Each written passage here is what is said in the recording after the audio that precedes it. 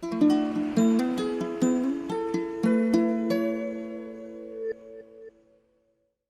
everyone, welcome to PMO Canada Immigration. I'm Zhang Hui, RCSA and an inactive Chinese lawyer. Last time, we explained the protection of foreign workers. Today, we will briefly talk about inadmissibility. Inadmissibility applies to foreign nationals and permanent residents. Inadmissible foreign nationals generally will not be allowed entry into Canada. If they are in Canada, they will be issued a removal order and eventually be removed from Canada. Permanent residents in Canada, if become inadmissible, will also be issued a removal order, unless they may appeal the removal order to the Immigration Appeal Division, IAD, and they have strong humanitarian and compassionate factors. They will lose their permanent resident status once the removal order comes into force. The situations that cause foreign nationals to be inadmissible include security, violation of human or international rights, serious criminality, organized criminality, health grounds, financial reasons, misrepresentation, refugee protection cessation, non-compliance, and inadmissible family members. The inadmissibility grounds for security, violation of human or international rights, serious criminality, organized criminality, misrepresentation, refugee protection cessation, and non-compliance apply to permanent residents as well. Security inadmissibility refers to the factors that a foreign national or a permanent resident would be a national security threat to Canada. Violation of human or international rights inadmissibility refers to committing of war crime or crime against humanity.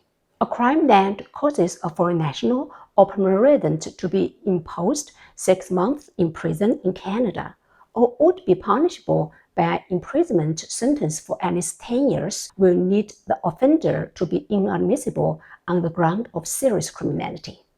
Being convicted of one indictable crime that doesn't constitute serious criminality or two similar crimes would render a foreign national to be inadmissible on the ground of criminality. Being a member of a criminal organization or part of an organized crime leads to inadmissibility on the ground of organized criminality.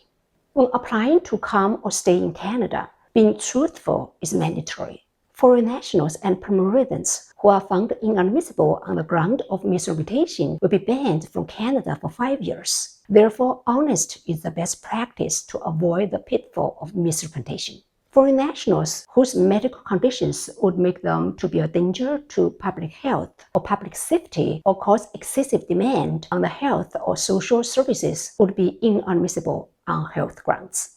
Foreign nationals who can't satisfy the assisting officer that they have adequate arrangements for their care and support instead of relying on social assistance will be denied entry on the ground of financial reasons. Refugee protection cessation is based on some objective circumstances that show a refugee no longer needs the protection of Canada.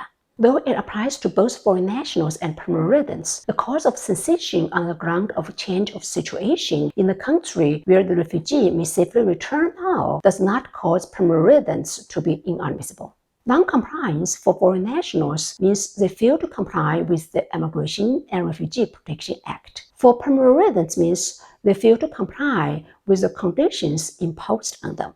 It is mandatory for permanent residents to comply with the residency obligation within the exempt 5-year period.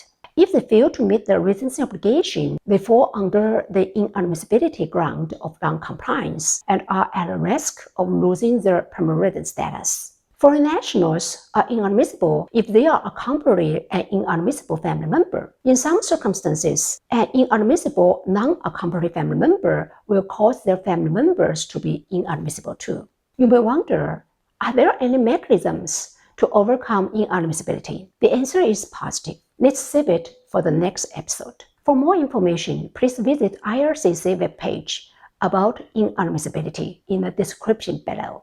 That's all for today. Thank you for watching. We wish you a wonderful Canadian immigration journey and welcome you to reach out to us. Next time, we will explain the mechanisms to overcome inadmissibility. See you on May 9th.